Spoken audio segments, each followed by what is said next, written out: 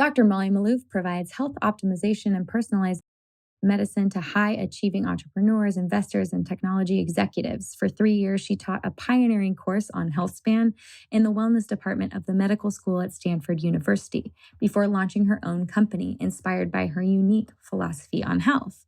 Since 2012, she has worked as an advisor or consultant to more than 50 companies in the digital health, consumer health, and biotechnology industries. Dr. Maloof is on the frontier of personalized medicine, digital health technologies, biofeedback-assisted lifestyle interventions, psychedelic medicine, and science-backed wellness products and services. And now she's the author of the new book, The Spark Factor: Supercharge Your Batteries for Limitless Energy and a Fitter, Stronger, More Resilient Future, where she shares a biohacking program uniquely tailored to the biology of women, a plan that targets the mitochondria, the power source for our cellular life. All right, Dr. Molly Maloof, it's been a little bit tracking you down. You're moving, teaching courses at Stanford, writing books, but I'm so excited to have you on the podcast today to talk about biohacking for women, because I think everyone's always talking about biohacking for men, but no one's taken a really, good crack at it for women. So thank you for being here, for all of your work, and for sparing the time. Well, thank you for having me. I just have to say, I really admire your work yourself. Like, I'm really impressed by what you do. And nutrition has been one of my biggest passions since the beginning of my career. Worked with a lot of companies in the personalized nutrition space. I've been pioneering CGM for healthy people since 2014. A big part of my book is all about how do you biohack better metabolism and how do you eat healthier. And yeah, I'm just like kind of obsessed with mitochondria, and I am, a lot of different things. I'm a private doctor. I'm publishing a book. I taught at Stanford. I turned my course into an online course, and I advise a bunch of companies. So my life is very busy, but I love all the things that I do. Definitely. And I love that you preach nutrition and blood sugar balance to support all of those things. I think that's why we jive. So let's jump into it. Let's start at the beginning. Like, sure. Why did you decide to become a doctor, and how did you make your way into functional medicine? Well, I, weirdly enough, in 5th grade, found a calling. I was like, I want to be a doctor. And there was a bunch of family problems and traumas that happened all at once. And it kind of woke me up to the reality of suffering in humanity. And I was like, I want to help alleviate that in some way. And so I was like, I think I'm going to become a doctor. And I also was an entrepreneur from a young age. I used to like make things and sell them at school, and got in trouble for that. Got to office. So I think I've always been business minded and always wanted to take care of people. But you get into the medical system and it's kind of a nightmare, and they don't really care about food, and they don't really care about nutrition. And there was a point when I was on a pediatric cancer ward, and they were feeding all these kids cake and candy. And I was just like, okay, this stuff feeds cancer. What are we doing here? And I got in trouble for having opinions. And so I eventually just realized I wasn't meant for mainstream medicine, and I decided to start my own practice. And it was really from this premise of how do you optimize health instead of just fix sickness? How can we help people become as healthy as possible? And what does that process look like? And how do you measure and amplify health? And, in the process of just really trying to dig into this for like 10 years, I built my practice around very, very much. It was very oriented around laboratory testing, micronutrient testing, hair minerals testing, using urine organic acids to identify the mitochondria function, looking at markers of toxicity, heavy metals, laboratory testing of all your biomarkers, continuous glucose monitoring, continuous heart rate variability monitoring, like wearing an Oura ring. And just, I was really nerdy about it because I was in tech, and I was working in a very data-driven, very technical world of Silicon Valley. But interestingly, I started to realize that like there was a lot of patients who you could put all the bells and whistles on them, and they still would make the wrong decisions for their health. And I realized there was something else going on with biology. And that's when I got really interested in evolutionary biology and understanding how we are programmed to survive and to connect and to reproduce, and how a lot of that programming drives a lot of our decision making. And so that's when I started realizing, oh, wow, a lot of people have some subconscious programming that was from their childhood, from the way that they were raised and conditioned by their parents, that actually contributes to them making the wrong food decisions. And when I saw that connection, I was like, whoa, there's something really missing from the world of nutrition around how we make decisions and how we create habits and how we feed ourselves. And how we feed ourselves is so deeply tied to how we feed one another, how we were fed by your parents.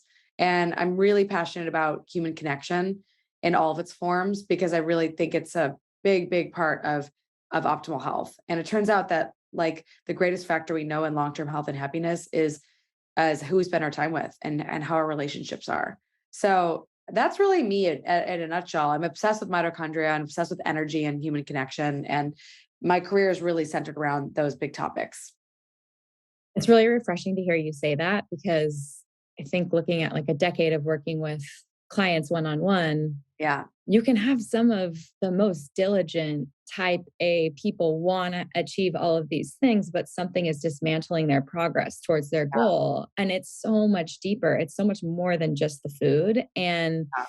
for you to recognize that and like, have experienced that and to be able to talk about that is so critical. So looking at the two things you just mentioned, Yeah. obviously measuring health with all the diagnostics, all Sure. the tech, all the lab testing, like I love to be a lab rat personally. Sure. So I'd love for you to dive into some of your favorite lab tests Yeah. and what you're looking for. And especially after knowing you've had such a long career now, what are you really using? Because I think in the beginning, there's Sure. a lot of functional MDs that will use 12 different tests, Yeah. but maybe not but as you move like along in your Yeah. career, you sort of target and then work your way into other tests if needed. And then Mhm. I'd love to know what you're using with clients who you see are disrailing their progress and maybe have Yeah. something deeper going on and how you're helping them heal those traumas so that they can move Yeah. through it. Sure. Okay. So first and foremost, I still use a lot of the same labs I was using before. So the NutriEval by Genova Diagnostics, classic test. It gets better and better every year. I It's agree. so good. And but you need to know how to understand it. And so it's taken me a long time to learn how to really finally understand how to pick out what are all those biomarkers. I actually have like a Word document that's a table and it's literally like 50 pages. And it's like, I still go through that document to be like, okay, what does this one mean again? Because like that's weird, that's off. But I've been really surprised by that test in identifying women who are actually under eating, and it's really common in women. And it was actually me in my 20s. Like I did not eat enough, and I was constantly under eating, and I was doing that to stay thin. But until when I started seeing that you can actually have mitochondrial dysfunction from under consuming food, it really blew my mind. And I recently saw this on one of my friends who sent me her results. And I was just like, oh my God, do you have an eating disorder? And she's like, yeah. And I'm like, well, it shows because you're not nourishing yourself. You don't have enough metabolites to actually run your metabolism. It's breaking down. I mean, you must feel like shit. And she was like, yeah, I do all the time. And it's really heartbreaking because like you can look into a person's body and see like where do they live? Like if they have a high MTBE level, it's a marker of exhaust. Like living in cities, almost everybody has high markers of exhaust fumes in their bodies. And then anyone who loves sushi, you can see mercury. Anybody who doesn't eat enough fish or doesn't take fish oil, you can see that their omegas are low. So like big believer in that. But I was really doubtful about hair minerals for a long time. And then a friend of mine who has this company, Upgraded Lab, I think it's called Upgraded Minerals, or Upgraded Formulas, actually. And he creates these like ionic mineral formulas that are really powerful. And he's like, you got to run a hair minerals test to know what you need. And so I started doing hair minerals a few years ago because I was realizing that the NutrEval didn't really cover minerals well. And I was like, you got to get minerals, it's kind of important because your mitochondria run on, these like important things. So Yeah. I noticed that when I was really burned out, my potassium was really low. And I was like, my B6 was really low, and seeing those and remediating those really sped up my healing from burnout during the pandemic. Even doctors get burned out, turns out, even experts. Yeah. And honestly, I learned a lot in the pandemic about health because you think you're healthy and then you get challenged with even more of a challenge. And then I just overworked myself. I worked myself into the ground and I didn't have enough balance. So I'm a big fan of the Dutch test. You got to do the 4-point cortisol and all your hormones regularly because your mitochondria are actually responsible for metabolizing cortisol and actually helping create epinephrine and norepinephrine. So they're also deciding for you, they're sensing and integrating your environment, and they're deciding, are you in survival mode? And so if your cortisol is real screwed up, then your sex hormones are not going to be normal either. Oftentimes they're off too. And then you can also see abnormalities in your catecholamine markers, your homovanillic acid, and all of these markers that people don't know what they mean, but basically they're markers of norepinephrine and epinephrine. So I really love the Dutch test. That one's a pretty key one. I just got mine done. So I actually run these on myself twice a year. So anything I do on my clients, I'm doing to myself. And it's funny because it was during the pandemic when I realized I needed to start running some labs, and I had a minor head injury, and I'd fallen and hit my head, and I kind of very, very briefly lost consciousness. So I had a kind of a concussion, and Yeah. um, I noticed that my body wasn't acting normally, and I was feeling really weird, and I was like, something's up. And thank God I have all the tools in the toolbox. So I went and I ran my normal panel. So I do LabCorp testing through this company called Avexia Diagnostics because they do a really great analysis of your labs. So not only do they run your test, but they actually run it through a software program, and they can actually help you identify which patterns are abnormal. I have found that like if I look at my labs blindly and I look at the results on this test basically thinks the way I think. So it's really helpful. They also make supplement recommendations. Um, so I'm a big fan of Avexia Diagnostic. It's a platform that works with functional doctors who want to do cash-based practices. Yeah. Um, and I looked at my thyroid hormones, and oh my God, my TSH was low, but my thyroid hormones were also low. And so I wasn't getting the message from the brain. And so I was like, oh shit, I'm actually getting it's central hypothyroidism. That's a problem. Yeah. Because if you have regular hypothyroidism, then your TSH usually goes up. Right. So I was like, this is not good. So I started doing neurofeedback, and I saw you could actually see the concussion on the neurofeedback on the EEG. And I was like, well, good to know that I'm getting this fixed. If anyone's listening to this, the Concussion Repair Manual is a great book. And I actually read it after I'd already been doing all these optimizations. And it wasn't until I was done optimizing my health that I was like, oh, I had a concussion, and that's why this all started. I was just tuning and fixing things. So love that book. A lot of people have head injuries. A lot of people don't know they have problems. It can be really, really problematic for health to get a head injury. And so your hormones can get thrown off because your hypothalamus controls your hormone production. So I'm looking Mhm. at all the hormones through Dutch and blood labs. I'm Mhm. also looking at NMR lipoprotein profiles because you got to look at your cardiovascular endpoints. A lot of people have heart disease risk factors. I'm an ApoE4, and through taking this supplement that's like a pharmaceutical grade omega, I was able to get all of my cardiovascular lab markers in the normal range. So I'm Wow. a big believer in fighting inflammation. My CRP is like as low as you can get it. My homocysteine is like 6 or 7, very low. You want to make sure you look at your cardiovascular endpoints. You want to look at your triglycerides. Mine tend to run really low because I eat low carb. Um, Mhm. and so, I'm a lower carb person. My LDL is actually in the normal range again. So, total cholesterol hovers around to 200. I'm not really worried about it. I don't worry about cholesterol and LDL like a lot of people do, um, unless it's really off the charts. Um, Right. and then my HDL, since taking 4 grams of pharmaceutical grade fish oil a day, my HDL is like 80. So it's like really high, which is awesome. So I feel really good about my cardiovascular numbers. I also look at LP little a. I look at ApoE, you want to look at all the apolipoprotein markers. And I just try to like really look at patients who are at risk for cardiovascular disease. Sometimes I'll do cancer testing if people want it. That will look like getting a Prenuvo full body MRI or the Grail testing. It's a liquid biopsy. And then there's also a bunch of biomarkers. You can get like a CEA or PSA in men. But I love the GIFX from Genova Diagnostics. The 3-day is ideal, but the 1-day most clients will do. Parasite testing, I don't have a good lab yet for it. I need a good lab for parasite testing. I don't have one. So that's one thing that's kind of missing.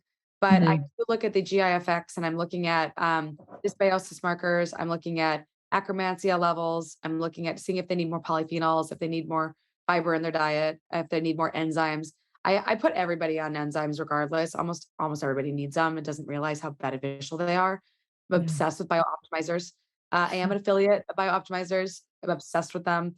I'm pretty sure all of my affiliate codes are like always Dr. Molly, but like I promote them because they work, not because I'm like just friends with the founders, even though they're great people. Right. They are actually the most advanced company in the world on enzymes, like hands down. And I used to follow this guy who passed away actually, this doctor, I think his name was Joseph Gonzalez. He was a really pioneering doctor, and he figured out he was treating cancer with nutrition. And it was no idea how he could have passed away, but it's really he was just this absolute legend of a human. And so he really is the first person who I was reading about enzyme therapy. So I started taking like really high dose enzymes from biooptimizers, and I was just like amazed at their enzymes and probiotics and magnesium are top notch. So I really try to optimize gut health as much as possible on every single client. It's tricky because a lot of people don't want to take a lot of supplements and people have a lot of pill fatigue, but if you fix the gut, everything else goes and falls into place. Um, Trying to think of what else I look at. Those are the big ones. Those are definitely the big ones. Oh, and then like food allergy testing. Genova just discontinued my favorite food allergy test, which was really annoying, the allergics test. So Mhm. now I'm gonna have to go back to their like they have another one that's fine.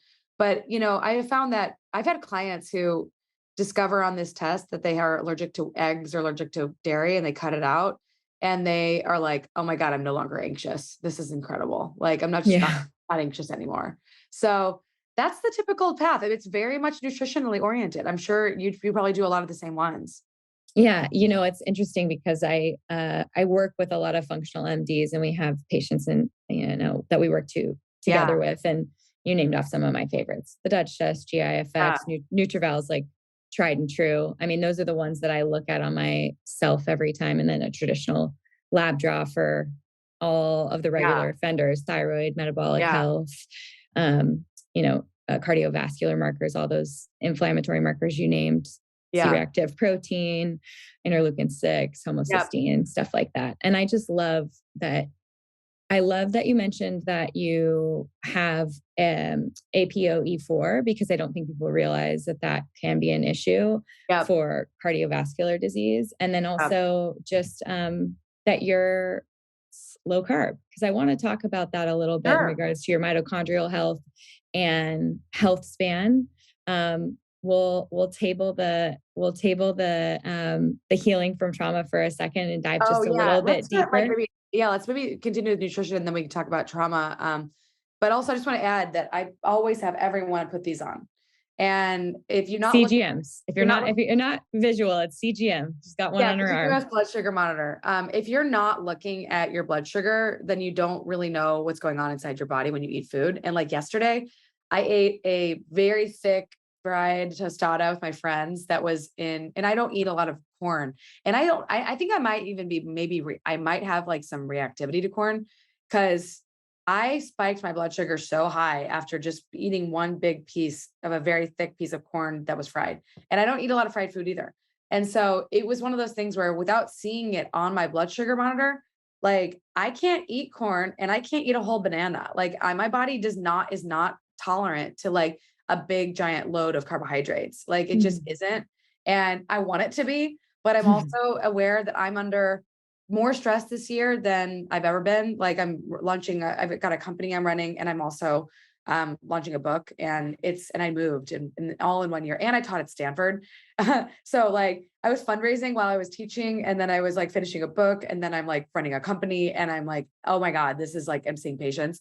So I have like the reality is that you can't have perfect blood sugar when you're under the amount of stress that I'm under. You just can't. And it's almost impossible. And I'm like working really, really hard and getting back into more breath work. I'm an affiliate of an othership. I'm getting back into yoga. I'm like really working on my stress with Hanu Health because like this is not a normal year and this I probably won't have a year this crazy like hopefully again but you learn by wearing these things like, oh yeah, this is not adaptive. Like this is not this is not helpful for me. So most of my diet really consists of lots of fruits and vegetables, stir fries. I made soup yet last night. I do eat protein and a lot of nuts and I do a fair amount of nuts and seeds, and I do lots of vegetables and some fruits. But I don't eat large amounts of fruits because my body doesn't tolerate tons of fruit. I want to be one of those people who can just eat like dates and bananas and like low fat, I got high, like low fat, high carb. Like I really, really want that to be my reality, but that just is not how my body is designed. And I love that there are people out there that do that. And maybe someday I'll try it. But for now, like my body just craves more ancestral and more paleo of a diet. Same. Can you talk a little bit about why our blood sugar might be dysregulated with stress? Well, so your body produces cortisol, and cortisol's job is to get you out of danger. So, what does it do to get you out of danger? Well, you have to think your way out of the problem, and you have to have energy to get out of the problem. So, literally, it clamps down and it causes insulin resistance. Now, I wouldn't say that I'm fully insulin resistant right now because I know what that feels like. That's like when you're really insulin resistant, you're waking up in the middle of the night hungry and you have to eat. You're constantly craving sugar. You're constantly craving carbs. Like insulin resistance is like you can't function easily without carbohydrate. Mhm. It's really, really, I've been there. I know what it feels like. Definitely, I don't feel like that's my issue. I think I am physiologically less carb sensitive because I've adapted to a low carb diet. And I'm doing a decent amount of carb cycling, but the carbs I cycle tend to be still on the lower starch end. And like, I do some root vegetables like, turnips and whatnot. But your carbohydrate, your body is basically like trying to always adapt to the world around you, and it's trying to give you the ability to survive. And so it wants you to basically be in a state of having enough fuel to get out of danger. And so it doesn't know if it's psychological or if it's if it's like actually something in your environment that's threatening you. And so anything that's senses as a threat, even just poor negative self-talk sends threat signals to your brain. Like you can literally stress yourself out twice as much by just worrying about worrying, you know? So like everybody does this and people don't realize it has physiological effects. So your job is really to work on your mindset and to work on being centered. And I'm like listening to myself talk. And I'm like, oh, you're breathing with your chest. You're not breathing with your abdomen, Molly. Like, let's start breathing with your belly. Let's start getting into your body. Um, but basically, your body's job is to help you survive. And so cortisol's job is to help you get out of danger and to help you basically divert glucose to the brain. And unfortunately, also store fat around your abdomen where it's easily digested. The problem is most people are not burning their own fat because they're metabolically inflexible. So they start storing fat, but they're actually not able to release their own fat because they're not actually able to flip the metabolic switch from carb metabolism to fat metabolism. And so that's something I talk a lot about in the book is like becoming metabolically flexible. And yeah, I'm pretty certain that if I like move to Bali and I like have no stress at all, I could start eating fruit as much as like I did when I've traveled to Maui and when I was on a sabbatical. So like literally you have to kind of look at your diet and your lifestyle and ask yourself, am I in a state of relaxation and like, when people go to Italy and they're like, oh, I could eat whatever I wanted. I'm like, you were also walking 10 miles a day and you were also chill because you're on vacation. Like your body is going to react to different environments. So when you're calm and relaxed, you can often tolerate more carbohydrate. And when you're really stressed out, your body's going to be like, I'm gonna keep all that carbs. I'm gonna send that all to my brain. Yeah. So it's fun to really use these devices to see. But what's really cool is when you start taking heart rate variability monitoring and monitoring your blood sugar, and you can see how when your heart rate variability is low, your glucose response is often impaired. And so this is like the future. You're just going to be putting these things on your arm. They're going to have all the technology, and it's going to just send you information in real time, kind of like what Aura Ring does in the morning. You're going to start getting all of that inconsistent. Like it's just going to tell you, hey, what's going on? Are you stressed? Would you like to breathe right now? Like these devices are coming and they're getting smarter and smaller and more precise and more actionable. And I love being a part of this movement because I get to see the future before it comes. Oh, definitely. I have to echo the Oura Ring data, and it's just going to get Yeah. more and more complex, but easier to understand your own health. Yeah. Um, for anyone who doesn't know this, Oura Ring syncs to natural cycles. So you have no, it's the only FDA approved non-hormonal birth control. It's absolutely phenomenal. Yeah. Like to literally, it feels like to the hour, it knows when you're ovulating. And Oura Ring called out for me about 2 weeks ago. It was like, your temperature is up 0.8 for 4 days. Like, are you feeling okay? My readiness was really low. And I was like, what's going on? And I had my full, like, right breast, every single lymph node was like hard, and it scared the heck out of me. My grandma had breast cancer. My mom had breast Oh, cancer. I was no. like, and natural cycles is like, this is the time to check your breast for breast cancer, do a self exam. It's to the point, like, that's Yeah. how amazing this technology is, because I wouldn't have given myself a self breast exam. I Yeah. wouldn't have felt those lymph nodes, but I was obviously super stressed out about that, but Are also you because, sure they or weren't like fibrocystic breasts? I'm positive it was my lymph nodes. I Okay. definitely have cystic breast that runs in my family, Yeah. but I think it was like a virus or something my body was fighting, because Aura was like, you're not feeling well, your temperature is up. The Oh, minute my temperature went down, my lymph nodes were clean. Like wow. all of it was gone. So I mean, I called my OB and was like, I might want an ultrasound. Like, let's just double check. But Yeah. these are the kind of things that, like, if you don't know your body, or you're not, even feeling like I know my body is Oh, one yeah. thing, but to have the tech on top of it to go, oh, like, you couldn't metabolize that, corn tostada, but also you're in the most stressful year of your life. What is Mhm. that looking like? I Mhm. would love for you to break down the heart rate variability with a CGM, and Sure. how you're looking at that Yeah. data, because so many of our audience members either have one or the other or both. Yeah. So, I mean, first of all, if you haven't heard of Hanu Health, they require you. I mean, it's not that expensive. They have a polar heart strap they'll send you, and they have an app, and it's going to give you real time, in the moment feedback on your heart rate variability. So what you see in the morning with Oura Ring, you get that all day long, which is like really kind of like, it'll wake you up if you're like doing what's called like email apnea, where you're like checking your email and you're like, "Ugh." Holding your breath. You're holding your Yeah. breath and you're not breathing because you're stressed. Because, like, I mean, I was looking at the number of things I have to do to get this book launched, and the number of things I need to do to design this protocol I'm working on.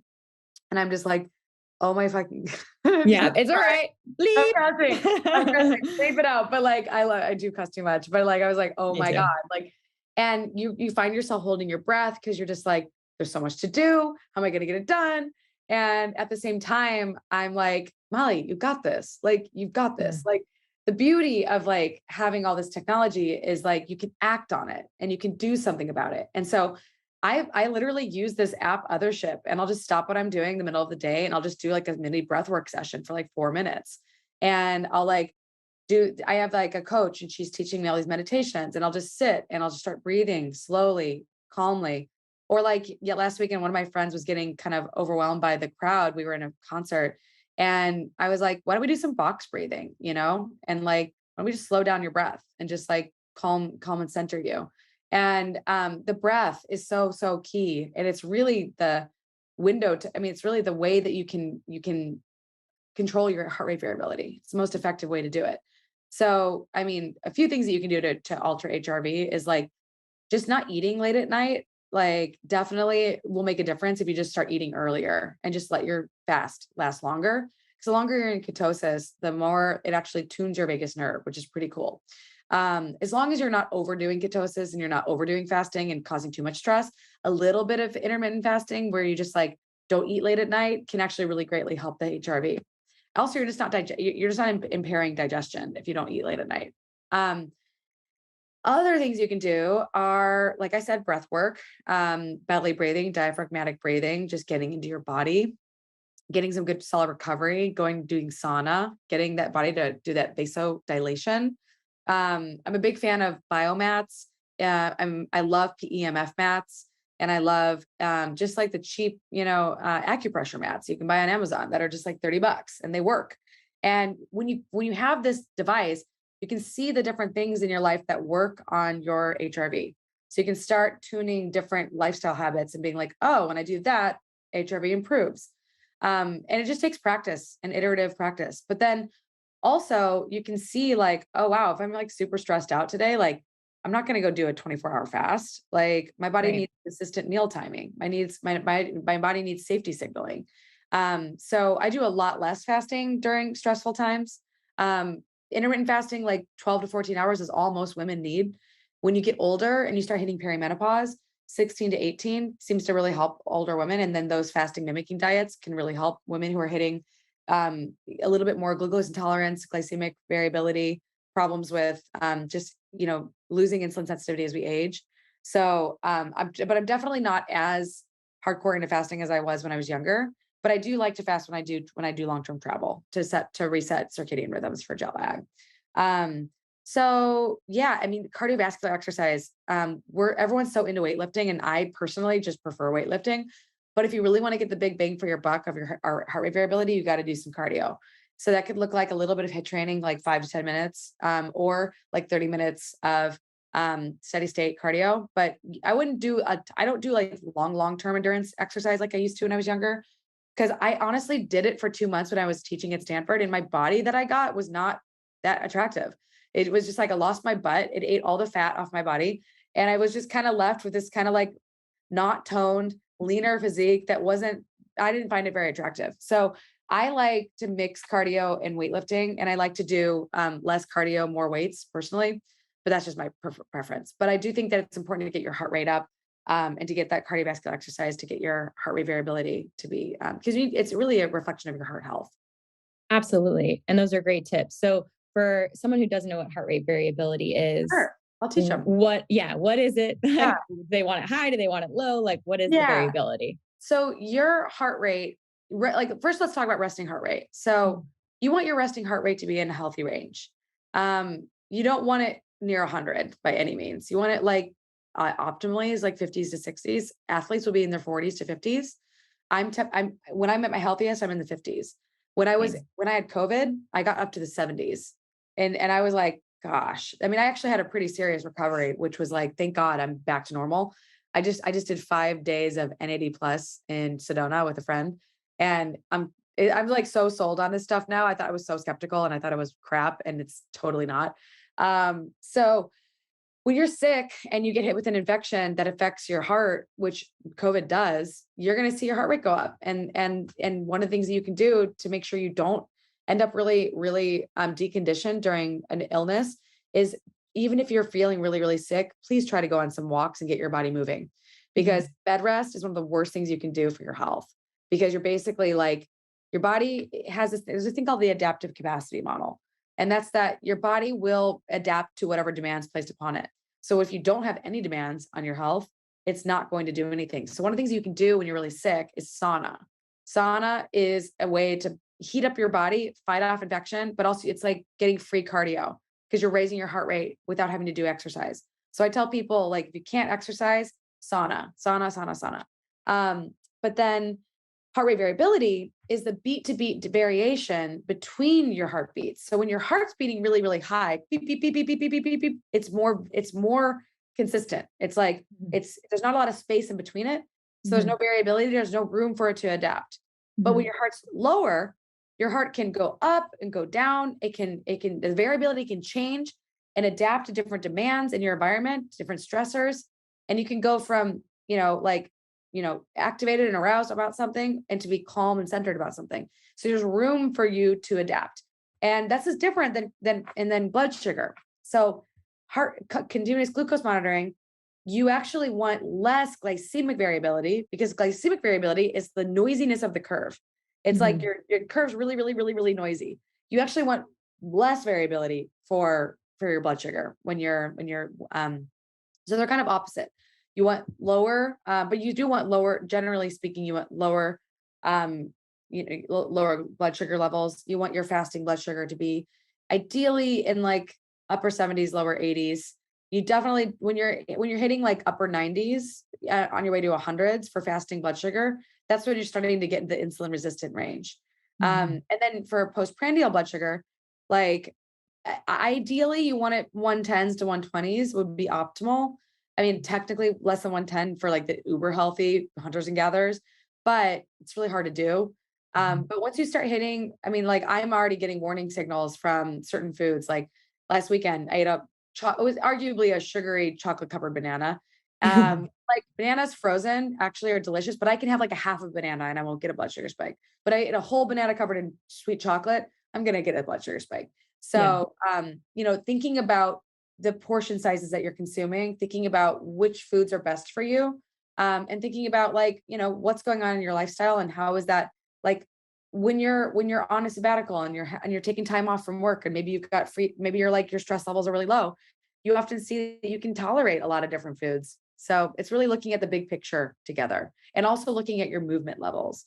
Like people who are sitting at desks all day long, who are not moving their bodies all day long, like getting some bands, getting some things that you can get next to your desk and just starting to like do some workouts throughout the day, getting your body up, getting a standing desk, getting a treadmill desk. Like I'm about to get a treadmill desk because I just need more movement. But doing these things to get more movement in is also going to really help with your, non-exercise activity thermogenesis and also help you with getting your blood sugar stable. I love it. So we've got heart health, we've got blood sugar health, and we have to dive into mitochondrial health because Yeah. you mentioned both being metabolically flexible, being able to burn carbohydrates and fat sources as well. So can we dive into metabolic flexibility and why that is so important for Yeah. female biohacking? Yeah. When women try to biohack like men and do lots and lots of ketosis and fasting and lots of, intense exercise, we will just end up with hormone dysfunction. Hmm. And the reason why is we will prioritize the survival of the tribe over our own personal survival. So what you will typically see is a woman's body will literally adapt to the stress by putting on weight and holding on to every single calorie and lowering her thermostat, which is your thyroid's your body's thermostat. And so your body will literally say, well, I'm under so much stress. This is definitely not a time to reproduce. So I'm just going to like turn down all these hormones and I'm going to try to survive to keep everything else, all these people alive. It's like there's this beautiful, sadly self sacrificial design to femininity, which is like women are designed to keep humanity alive. Men are designed to protect, women are designed to create life. But if we are threatened, then we will try to help everyone else live. And so we have this design of basically like our metabolisms are very sensitive to nutrient deficiency. So this is like one of the more challenging things with women is like we have this culture of like don't eat enough and like starve yourself. And then women are just like sitting around like super hungry all the time, right? And then they start having kids. And then there's like they start getting really stressed out, right? And so the kind of nutrient deprivation that worked for them in their 20s and their 30s no longer works for them when they have a bunch of children running around and they are working still. And so their Hmm. bodies become, hormonally dysfunctional. And this is not optimal for our culture. A really healthy female should be able to eat and exercise and like eat enough calories to actually meet her needs. And relative energy deficiency of sport has happened to multiple people I know, including health influencers that I know. Hmm. This happened to me when I was younger, when I was in, let's see here, in I think high school, I started exercising a lot. I started running and I wasn't eating enough for how much I was running. I thought I was, but I was trying to stay skinny.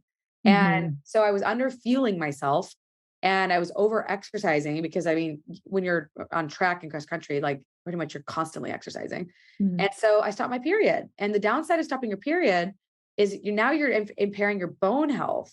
And you need strong bones to live a long and healthy life. And if you break a bone when you're in your 60s or 70s, you can die. And it's Hmm. not uncommon for people to die like within a few years of breaking a major bone or breaking their hip. Hmm. So like, or becoming majorly frail and institutionalized, like one of my family members. So I'm just a really big believer that we have a culture of undernourishment for women and overstress. And so like fasting fixed my insulin resistance, but there was a point where my body was like, fasting also led to a major spiritual awakening. So like fasting is great for connecting to source and to connecting to God, but it also, if you overdo it, you can really hurt yourself. And so, my body really needed fasting to fix my fasting blood sugar, which was too high. But Hmm. once it got into a normal, once I got into normal, healthy metabolic health, I didn't need to do it as much. And so Hmm. I'm a really big believer that if you have blood sugar dysregulation, if you have PCOS, if you have insulin resistance, you're a greater candidate for fasting than the average person. But if you're healthy, normal metabolism, and you just need to tune your health, like you don't have to jump into serious fasting like men seem to want to do who are biohackers. And like, Mhm. I actually think men like Jack Dorsey who eat one meal a day, he looks older. He looks like he's Mhm. aging faster. Like I'm some people can do one meal a day and do great, but some people it really looks like it's stressing their bodies out and aging them prematurely. So I Mhm. think we need to look at these biohacks that men do and realize that like men were designed to go out and kill animals and bring them back to the tribe. And that's still their genetics. So they can handle more ketosis and more intense exercise and um, more, fasting than women can.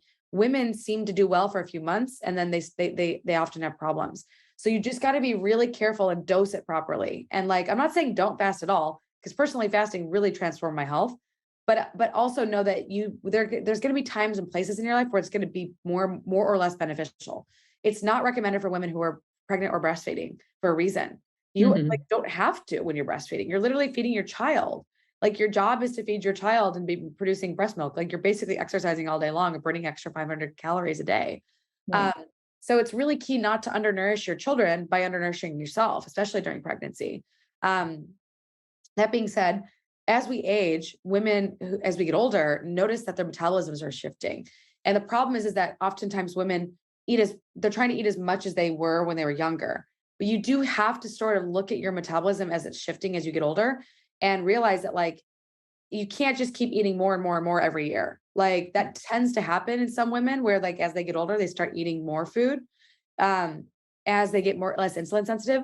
So I have found that for women in my practice who are hitting perimenopause, who are late 40s, doing like fasting mimicking type diets where you for like 5 days in a week, you'll eat 500 calories or less. And you do that like once every quarter.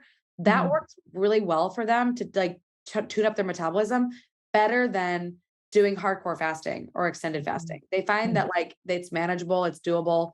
So a little bit of fasting like that can be helpful. I'm friends with the founders of Prolon. I don't really love Prolon because it's got a lot of grains and beans and it tends to spike my blood sugar. But I do fasting mimicking like things occasionally where I'll do like a couple days where I'll just do like 500 calories, but it's rare. It's not like I do this constantly. I love to exercise, but there are days where there's days where I just don't get a hard workout in. And on those days, I'll do like protein cycling where I'll just have like 20 to 30 grams of protein on those days. And it's not common that I'll do this when I'm lifting consistently. I'm getting more like 100 grams of protein. So I like to use my protein as like I use it in tune with how much I'm exercising. So if I'm exercising hard, I need to get that amount of protein in. If I'm like Mhm. taking a rest day where I'm like in front of my computer all day long, I'm going to eat a lot less protein on those days. And I find that this works for me. I'm not a bodybuilder. I'm not trying to be Mhm. a bodybuilder, but I like to be lean and fit and strong. But when I'm doing a lot of exercise, I'll just eat higher protein and that works for me too. And I get really lean and fit that way. Yeah, you're maintaining that muscle Yeah. synthesis around your workouts Yeah. and then taking a breather on the days where you're not. Sure. That's great. So, when it comes to biohacking for women, Yeah. it sounds like going into perimenopause and in menopause, you're loving Dr. Longo style type of fasting. I Yeah. totally agree with you on the Prolon. I'm like, that's a lot of money to spend on dehydrated soup. We can There's a like bunch of people who have their own programs coming out that are like just food based. It's not yeah. rocket science to figure out, you know? I mean, you look at the research and you can go, okay, fasting mimicking, let's do some olives, some avocados, maybe a bone Yeah. broth, something like that. You're good. Yeah.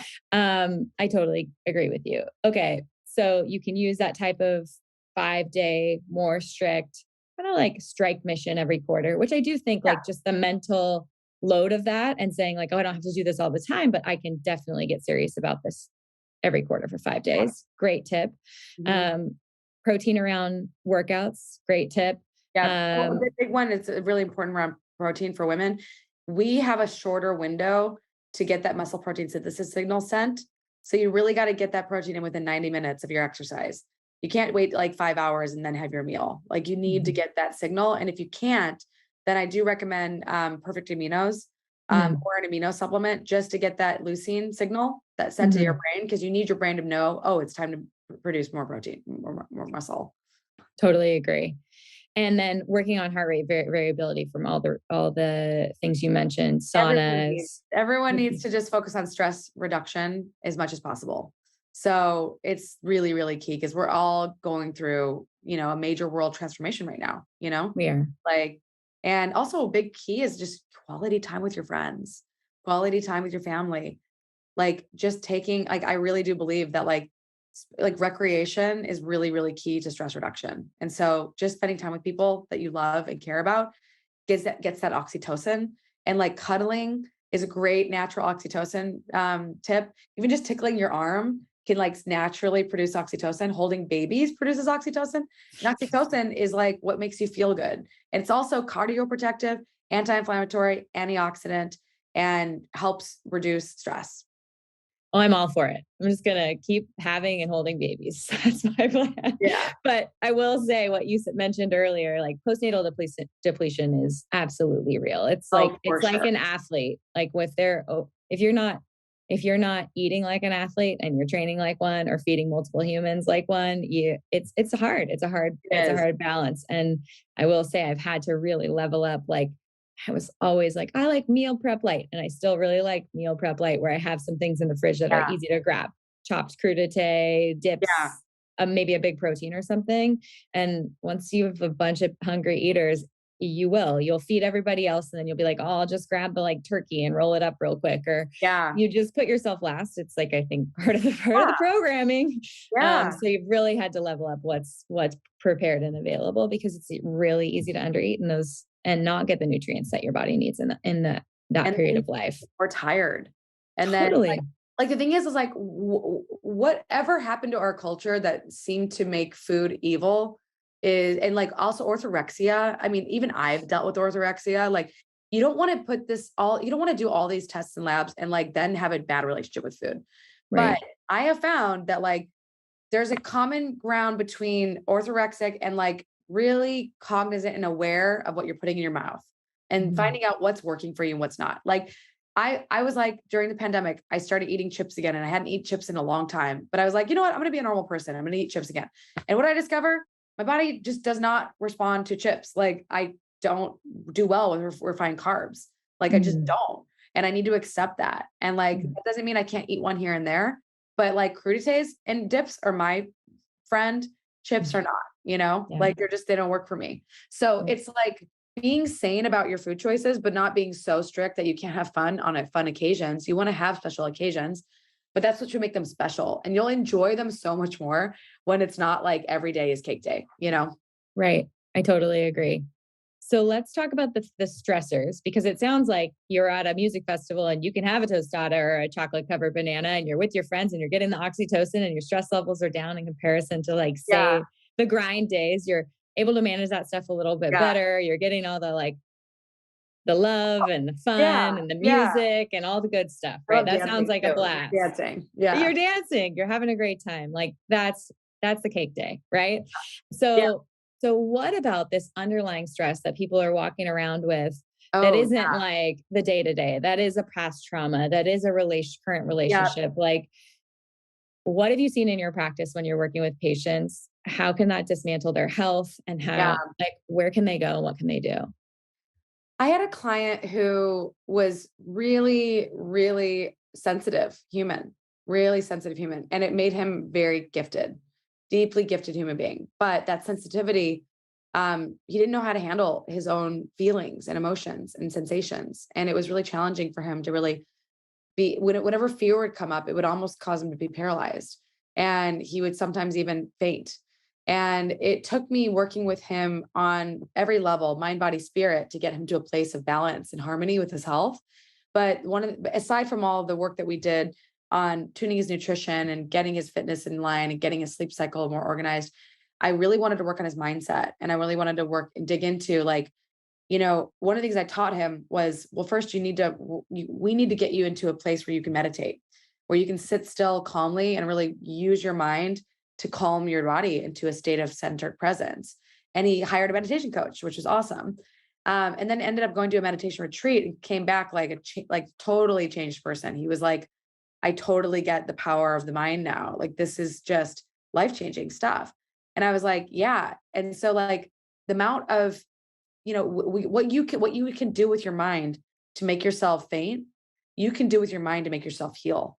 And so it was really teaching him that like your mind is so much more powerful, and you can use your mind for good, just like you can use your mind to put yourself in a state of anxiety.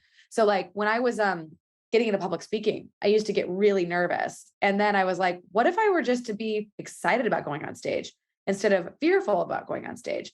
And I realized I could just flip from, it was the same amount of energy, but just positive instead of negative. And I was like, oh my God, this is so amazing. Like when you can get your mindset positive and joyful and excited about life, you can really shift your reality. But it's taken me a lot of work to get to this point, and a lot of work on my own underlying issues around trauma, issues around attachment. I mean, most people don't really know enough about attachment, and it's so, so fundamental to how we exist in the world with our relationships. It actually affects all of our relationships. It affects how we react to stress. And anytime we were, if anyone was ever abused or neglected or assaulted or harmed in any way through social injury, which is not uncommon in the world, that can actually turn your nervous system and tune it into a state of hyperreactivity or tune it into a state of shutdown.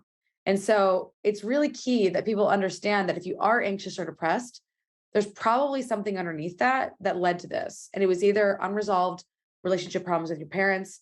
It was either maybe a trauma that never got dealt with, and that's been running a program in the back of your brain that's like malware that you like. It's like your brain has not consolidated that memory properly. So you're supposed to consolidate memories in the right place, and that's supposed to be a past moment. But sometimes during traumatic events, the memory gets stuck in the wrong part of the memory center. And basically your body starts reacting to things in reality as though that thing is still happening in the moment right now. And that when you see trauma that way, it's like an unprocessed emotion that got stuck in the wrong, that didn't get consolidated properly. It's like, oh, so what that needs is it needs to be felt, it needs to be heard, and it needs to be understood and seen, and it needs a new narrative. And when you Right. do that with a therapist or a coach, you can create a whole new story around your pain. And then that when you stop reacting to the trauma as though it's happening in the moment, that's when you know you're really healing. It's actually when your body's now in a place of like, I can talk about my personal sexual assault in college like it was just a thing that happened to me, not, and I'm not like reacting to it, and I'm not actually thinking about it in a place of like fear or anger. I'm just like, yeah, that was a really unfortunate thing that happened, and I'm worked through it. And that's when you know you've made progress, is because you're like, wow, I'm no longer blowing up on people around these things. When people are habitually behaving in ways with others that are problematic, there's something unhealed within them that hasn't been seen. And sadly, a lot of people won't do the work. And if they don't do the work, then it'll affect the relationships till the end of the rest of their life. So would you recommend traditional talk therapy to get down to these old I think traumas, I or would do you think they recommend need starting more? with something like EMDR or Yeah. somatic experiencing. I don't think traditional talk therapy is particularly effective for major traumas. I think it's important to have a narrative around them. But I have found that if you're going to your therapist's office and you're reacting, crying, like in this reactive state, you're not really working through it. You're just consolidating that memory deeper and deeper as like painful. So that's my personal belief. Some people get great benefits out of talk therapy. I would recommend starting with a little bit of talk therapy just to be able to talk about it. But I think I personally have found much greater benefits in somatic experiencing um and like, more of the esoteric forms, like, weird forms of meditation that I found. Just really being able to sit with pain and not react to it is a huge, huge gift that I learned in meditation. So, but I've had a lot of friends start doing EMDR therapy. And I'm a big proponent of psychedelic medicine. But I don't think it's for everybody. I think it's really, you really need to know what's right for you. And it's not technically legal, so you can't really recommend it, but some people have gotten great benefit from ketamine assisted therapy. So I would definitely consider the original path of working with a therapist, and then start experimenting with some of the newer forms. And then, and if those don't work, then you can try some of the more aggressive forms, like some of the more intense things. No, I totally agree with you. I think if we've talked the story through in our brain a multitude of times, getting deeper and being able to sit with it and experience and move through that trauma and like integrate it and give it a new narrative is so Yeah. critical. And a lot of us need a way more help than just talking it out loud, but really accessing it like the way EMDR can help. So, Yeah. One of the keys is being able to access the memory from a place of feeling safe and loved versus fearful. And that is actually like how MDMA assisted therapy works. And that's how I'm actually going through this training through this company called Mindlight for trauma therapy, training to learn how to work with people in this way. Because I'm just really convinced that this malware programming is in the subconscious and it needs to be brought into the conscious and then needs to be put into the proper filing cabinet in your brain. And it's just so cool to have this like new technology coming out around helping people heal from this stuff because I think a lot of obesity is actually unhealed trauma. Not all of it, but a good percentage of it is people who've never really dealt with the pain of their childhood and the relationships with their parents and the relationship with themselves and the relationship to themselves after being hurt by others. And social injury is part of life and it sucks. I wish it weren't, but it is. But mhm. there are ways to heal from it without it causing, without it causing you to drop into depression. Right. There's definitely hope. And I'm really excited that we're living through all of this right now because it's an awakening in like a very heavy time in life, which is Very really happy to be alive right now. Like it's like I really recommend this book, Shambhala. It's about this spiritual book about being a warrior. And like I think stoicism helps some people, but for me, what really helps is like just realizing that people have been through harder times before us. Um, there have always been wars. There's always been famines. There's always been times of abundance and times of struggle. There's always been times of transformation. And like building mental resilience and building mental fitness is a daily practice of mine. And it's like, it's not easy, but it actually is work. And if you can do the work and you can build that internal strength, that, by the way, comes largely from connecting to a higher power in my case, but also connecting to family and friends. That deep sense of connection that I have is like, that's what keeps me feeling safe and sound. And I think if more people were to really emphasize just realizing that you don't have to do this all alone, that we're all in this together, and that like we don't need to isolate ourselves. We need to come together and connect and share. And that's what love is. Love is motivational force that drives people together to create proximity, to share information and resources so that we can like keep the species propagating, so that we can keep ourselves connected and alive. So when you see it that way, when you look at love that way, you're like, love is a superpower. We all have it within us. It's baked into our neurobiology for a reason. And we're here to do this with each other. We're not here to be on a solo journey. So, reach out to people that you love and care about and trust. And don't feel you don't have to do this alone. Like this is we're all kind of like on this crazy, wild movie level ride of an existence right now. So I'm like finally in a place where I'm like, this is awesome. But a lot of people are like, this is terrifying. And I'm like, it's either terrifyingly it's either terror filled, which I was in for a few months when I went to Antarctica and I saw the ice caps melting. I was like, and and then I was like, wait, I've got friends working on the environment. Like we can do this. The world is so powerful and nature is going to survive. And whether we do, we'll find out. But like I'm at peace with it, with whatever happens. And I think it's really honestly, like I'm so glad I'm starting to do podcasts now because like I took a break from podcasting because I was actually like I was just not in a good space almost all summer. And yeah. it was because I was just really shocked at how much I was affected by, the war in Ukraine and ice caps melting. And I realized like I have no control over these things. I only have control over my life.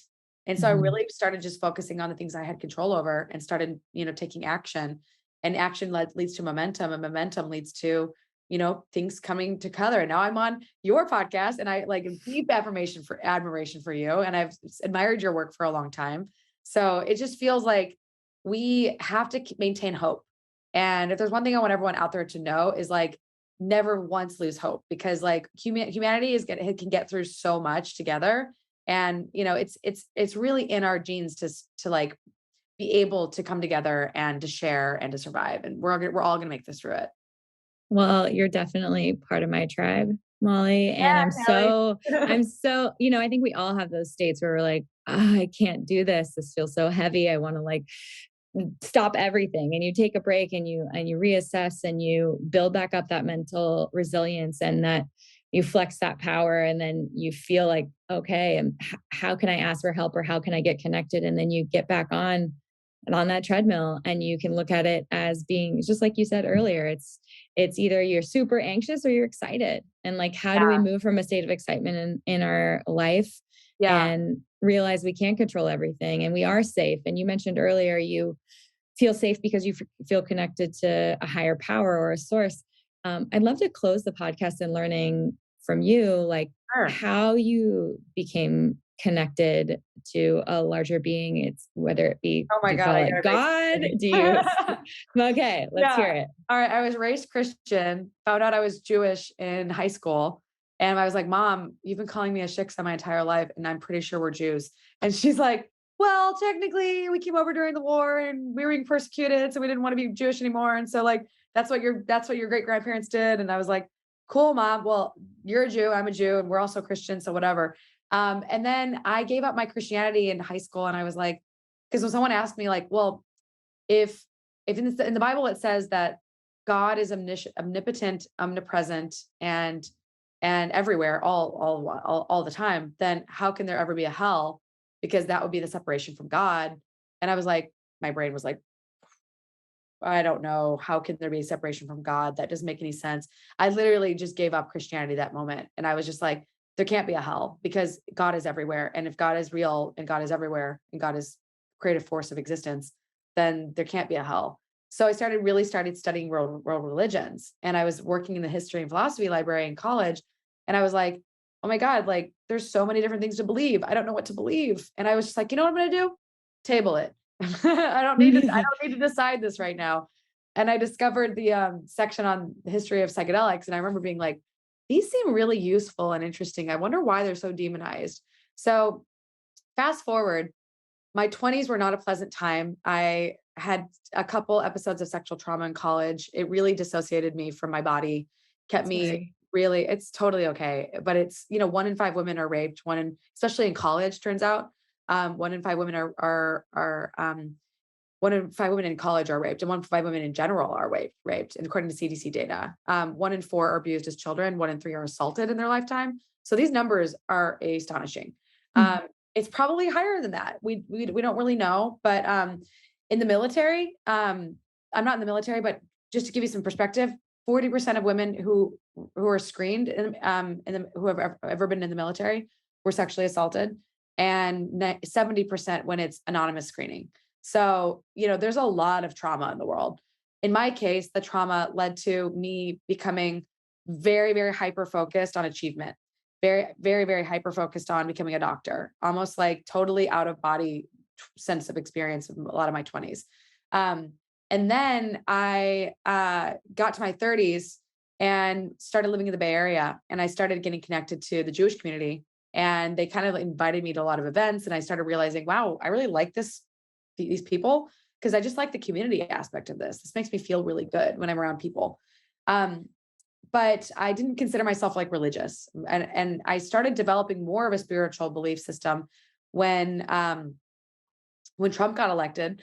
I was like, well, I don't really like this guy running the country, and I'm a little bit concerned about things. So, all my friends who were scientists and rationalists, they were pretty miserable at the time. And I was like living in the Bay Area, a very progressive place. So I started hanging out with hippies. And so the hippies were living in a magical wonderland. And I was like, wow, I want to live in a world of wonder and magic. So they didn't seem affected at all by politics. And I was like, I want to spend time with these people. And so I started spending time at like, equinox ceremonies and like full moon ceremonies and like mushroom ceremonies. And like, I started spending time with people, and they would have these like rituals and ceremonies that were almost pagan in nature.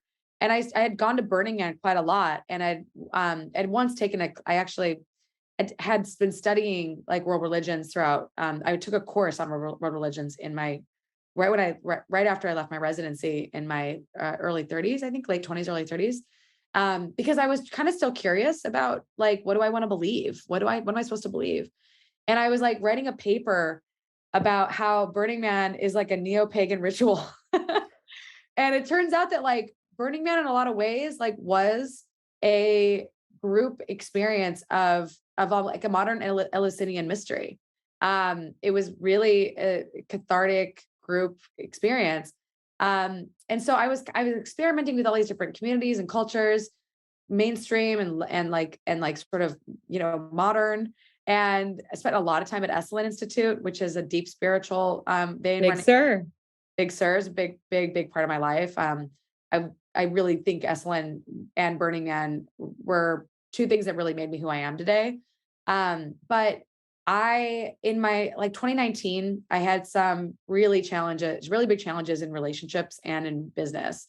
And I won't get into the reasons because I don't want to bring up old news. But I literally was at a place where I was like, I wasn't happy. I was really struggling. And I was like, you know what, universe, like, I know I'm technically successful. I know like I'm technically achieving all these things, but like, I'm really not happy and I need help. And so give me a taste of enlightenment. I wasn't asking for full enlightenment. I was just like a taste. And a few weeks later, I'm in Sedona, not Sedona. I'm in Sonoma, and one of my friends who had this beautiful property out there. He had asked me to help him learn how to fast, and I was like, oh, maybe this is a date. And so I'm going out there. I'm on a date with this guy, and it turns out that he just wants to learn how to fast. And I'm like very sexually frustrated and annoyed. And I'm also like, whatever, it's beautiful. I'll make the best of this. And we're at this beautiful pool, and there's sun shining on us. We're fasting in the sun, and there's like fruit trees around us. Very tempting. And um, Adam and Eve. very, very Adam and Eve, interestingly. And long story short, I basically I went after we had a beautiful farm to table meal. I went to his hotel and I started weightlifting and did HIIT training and then sauna because I had all this energy I needed to get out of my body. And then after that, we went back to the city and I met up with my community and I had another farm to table meal. It was a really special weekend. And it was a really special chef coming in. And like, basically I was like, my friends are like, you're glowing. And I'm like, yeah, I just did like a 2-day fast. And then I like worked out and then I did all these things, all these biohacks. And they're like, you're literally fluorescent. Like your light out of your face is fluorescent. And I'm like, I know I'm feeling really, really good. And so I go home to my bed that night and I'm thinking about, would it be amazing if when you went to the doctor, you could like have a peak experience as medicine instead of like getting like crappy pharmaceuticals that nobody wants to take that make you gain weight and lose your libido. Would it be great if you like instead had like a peak experience and you're overlooking the ocean coming out of like a psychedelic trip? And literally, I started having a full body involuntary orgasm. It was like a full electrical like experience. I was like, what is this? And I told my friends about it the next day. I'm like, guys, the weirdest thing happened to me last night. I can't even explain it. And they're like, oh, that sounds like a Kundalini awakening. And I was like, wait, what? And I started reading books on it. And I was like, oh, wait, no, this is supposed to change your life completely. I don't have time for this. I've got all these things I need to do. And I was like, I don't have time for my life to change. And there's no choice because my nervous system started becoming extremely sensitive. And before I knew it, I was going to a meditation retreat and I was meditating for 10 days in silence. And I was like, I was like, something is changing. And I started going back to San Francisco and I was like, I was seeing all of the drug addiction and prostitution and all of these like really horrible things, crimes in the streets. I was living in the Mission, wasn't really the best neighborhood. Yeah. And That's a tough one. I just started feeling everything. And I was like, I feel all of this. What am I supposed to do? I can't walk outside without feeling deep sense of pain. And I was like, okay, so I went on another meditation retreat. And I saw this book. There was this documentary that they were showing us because my meditation teacher shows documentaries and meditation retreats. And there was this book called Real Magic. And it was all about how essentially like this concept of manifestation and this concept of creating reality is not a new idea at all. It's been around for a long time. And it was really about how do you like, it was really it was really a treatise on how do you create reality with your mind. So in the last 3 years, I'd say I've done a lot of soul searching, a lot of shadow work, a lot of ego, excavation, a lot of realizing like you do work and then you realize you have to do more work on the ego. Like then it comes back and it's like even stronger. And then you're like, oh no. And I need to humble myself again. And then the universe humbles you again. And so you realize that the whole spiritual path, enlightenment is actually not a state, it's a verb and it's Mm. a practice. And it's like you have to practice being enlightened because you're going to go in and out of like behaving in your worst self and then working on becoming your highest self. And this is why I love internal family systems, because it's really a practice of like cultivating your highest self and recognizing when you're acting out of lower versions of yourself that are not integrated. So now I would say that my belief system is sort of an amalgam of all the things that I've learned from different religions. I study Hinduism, I study Buddhism, I study Christianity, I study Judaism. I study the law of attraction, The Secret. Like, love those two books, by the way. They are Mhm. classics. Mhm. And I work with a spiritual coach, and she's helping me really, really like tune in to my connection to source. And I really think that you can learn a lot from different world religions, but I really think it's the most important thing is that you just try not to harm people and you try to leave people better than you found them. And also like realizing that you make mistakes. And I'm a big believer in some of the virtues of Christianity, like forgiveness, like unconditional love. Like you can love people and they may not be best for your life. And that's okay. And that doesn't mean that somebody can harm you and you can still love them, and if anything, like what I'm really just passionate about right now is just finding a way, like really trying to, I mean, I studied the science of love for a year and I'm trying to really understand how, like, is there this sort of grand unified theory of existence? And so I really think that like a lot of my belief systems are influenced by both science and religion. And I kind of feel like the sweet spot is when you kind of find the middle overlap of like those two. So I guess I kind of believe that there's something greater than ourselves. I think we come back after we die. I think it's really interesting that Silicon Valley is all about like preserving this current consciousness, like as though this one matters that much. But it's cool. Like according to Buddhism, nirvana is when you get to turn into pure light and you just don't exist anymore. It's so funny that like nobody really knows what happens when you die. But I just have a deep inkling that karma exists. And I feel like when I can get into a state of joy and love and like just happiness, like everything manifests like that. And when I'm out of alignment and out of balance and I'm interacting with people and it's not positive, then like there's things that just drop, like roadblocks all over the place. Mhm. So the key I have found is like like I'm a huge believer in the books by David Hawkins. Mhm. Power versus Force and Letting Go are my favorites. I Mhm. actually need to read all of them. I have only read the first two, like the first and the last book. But I love his work because he really try to boils down consciousness into like scale for people. And like most people are operating from a state of shame and fear and anger and hatred. And there's a lot of negative emotions. And the real challenge of belief in religion and what the benefits of having a belief system is like it's the practice of raising your spirit. It's literally the practice of like raising your spirit from low spirits to high spirits. And so my spirits are deeply raised by going to concerts and dancing with my friends and going to parties and connecting and cuddling with people. Like I like to raise my spirits that way. Some people call it partying. I call it recreation. Um, I think that I get so much work done when I'm out with my friends. I meet people, I get connections, I get ideas, I'm in flow state. So like I really try to show people that like you can actually have fun and enjoy your life and you don't have to just you can be healthy and do this too, That's kind of what I'm trying to explain to everyone is like and love at the end of the day is really like what I believe in. I really believe that like there is a source that is all that is unconditionally loving. And when you can connect to it, you can connect into infinite intelligence and beauty. And if you can stay connected to it, like you can manifest so many more things in your life.